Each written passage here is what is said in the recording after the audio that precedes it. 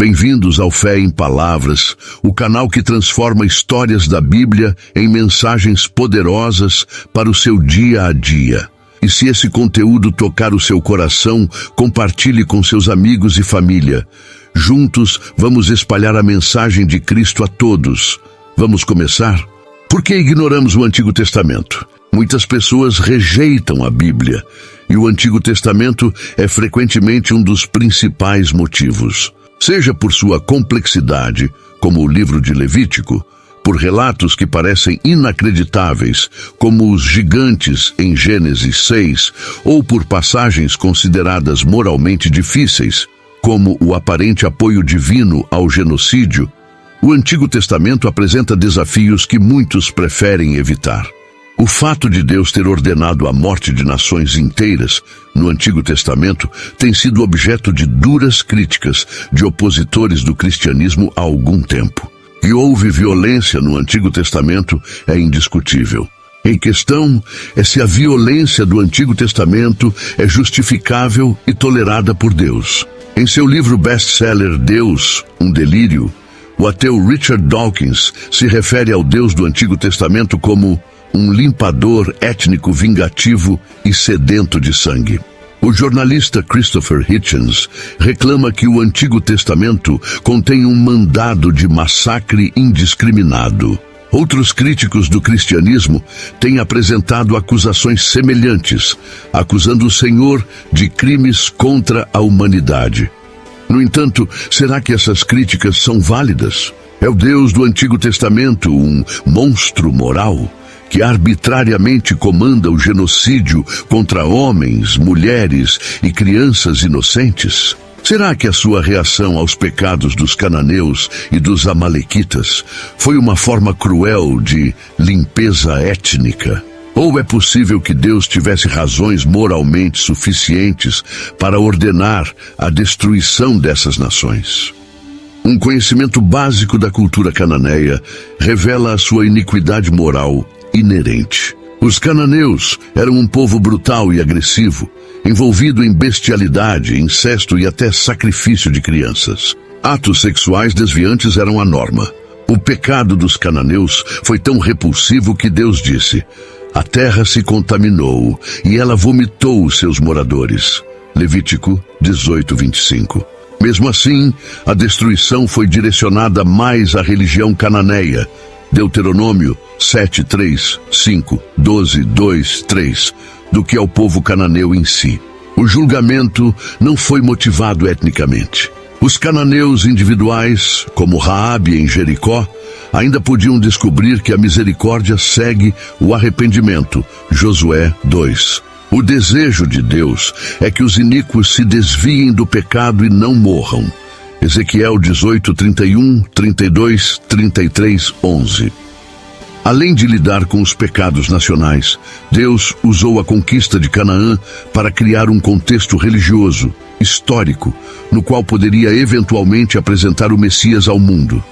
Esse Messias traria salvação não apenas a Israel, mas também aos inimigos de Israel, incluindo Canaã, Salmo 87, 4, 6, Marcos 7, 25 e 30. Segundo, Deus é soberano sobre toda a vida e pode tirá-la sempre que achar necessário. Deus, e somente Deus, pode dar vida, e somente Deus tem o direito de tomá-la sempre que assim o desejar. De fato, Ele acaba tirando a vida de todas as pessoas na morte. Para começar, a nossa vida não pertence a nós mesmos, mas a Deus. Embora seja errado tirarmos uma vida, exceto em casos de pena capital, guerra e autodefesa, isso não significa que Deus fazendo isso seja errado. Reconhecemos intuitivamente isso quando acusamos uma pessoa ou autoridade que tira a vida humana como brincando de Deus. Deus não tem obrigação de prolongar a vida de ninguém por mais um dia. Como e quando morremos, depende inteiramente dele. Terceiro, pode-se argumentar que seria cruel que Deus tirasse a vida de todos os cananeus, exceto os bebês e crianças. Sem a proteção e apoio de seus pais, os bebês e crianças pequenas provavelmente enfrentariam a morte de qualquer maneira devido à fome. As chances de sobrevivência de um órfão no antigo Oriente Próximo não eram boas. Finalmente, os filhos de Canaã provavelmente teriam se tornado simpatizantes das religiões más que seus pais haviam praticado. Era a hora da cultura da idolatria e da perversão terminar em Canaã, e Deus queria usar Israel para acabar com ela. Além disso, os filhos órfãos de Canaã naturalmente teriam ressentido os israelitas. Provavelmente alguns teriam tentado vingar-se do tratamento injusto de seus pais e devolver Canaã ao paganismo. Também vale a pena considerar o estado eterno das crianças mortas em Canaã. Se Deus as levasse antes da era da responsabilidade moral, então iriam direto para o céu, como cremos. Essas crianças estão em um lugar muito melhor do que se tivessem vivido a idade adulta como cananeus. Certamente a questão de Deus comandando a violência no Antigo Testamento é difícil. No entanto, devemos lembrar que Deus vê as coisas de uma perspectiva eterna, e os seus caminhos não são os nossos. Isaías 55, 8, 9. O apóstolo Paulo nos diz que Deus é gentil e severo, Romanos 11, 22. Embora seja verdade que o caráter santo de Deus exija que o pecado seja punido, a sua graça e misericórdia permanecem estendidas àqueles que estão dispostos a se arrependerem e serem salvos. A destruição cananeia nos fornece um lembrete sóbrio de que, embora nosso Deus seja gracioso e misericordioso, Ele também é um Deus de santidade e ira. Deve-se lembrar que Deus deu ao povo cananeu mais do que tempo suficiente para se arrepender de seus maus caminhos. Mais de 400 anos. O livro de Hebreus nos diz que os cananeus eram desobedientes, o que implica culpabilidade moral da parte deles. Hebreus 11, 31. Os cananeus estavam cientes do poder de Deus. Josué 2, 10, 11, 9, 9. E poderiam ter buscado arrependimento. Entretanto, exceto em casos raros, continuaram a sua rebelião contra Deus até o amargo fim. Mas Deus também não ordenou aos israelitas que matassem os não combatentes? O registro bíblico deixa claro que sim.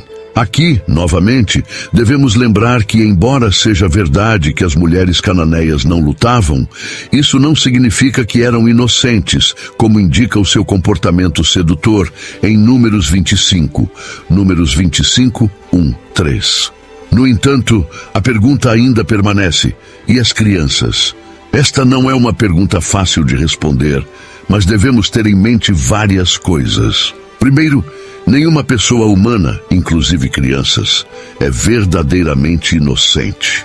As Escrituras ensinam que todos nascemos em pecado. Salmo 51, 5, 58, 3. Isso implica que todas as pessoas são moralmente culpadas pelo pecado de Adão de alguma maneira. Os bebês são tão condenados pelo pecado quanto os adultos. Muitos enxergam o Antigo Testamento como distante, cheio de leis e histórias que não são aplicáveis ao mundo moderno. Há também o contraste entre a justiça severa de Deus apresentada ali e o amor misericordioso que se destaca no Novo Testamento. Portanto, em vez de ignorar o Antigo Testamento, devemos abraçá-lo como parte vital da nossa fé. Ele é a fundação sobre a qual o Novo Testamento foi construído, e juntos esses livros revelam a narrativa completa da redenção divina. Ao estudarmos ambos, podemos experimentar a plenitude da palavra de Deus e sermos transformados por seus ensinamentos eternos.